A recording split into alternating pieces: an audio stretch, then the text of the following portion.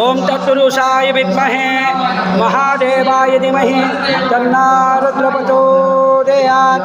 ईशानां सर्वविद्यानां ईश्वरी सर्वभूतानां ब्रह्माधिपति ब्रह्मा शिवमस्तु।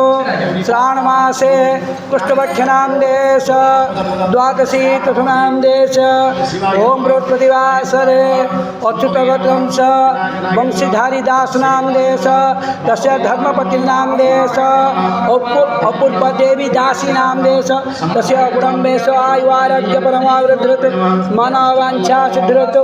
अपूर्व देवी दासीनां देश तस्य कुटुम्बेश आयुरारोग्य परमावृद्धि मनोवांछा सिद्धिरतु।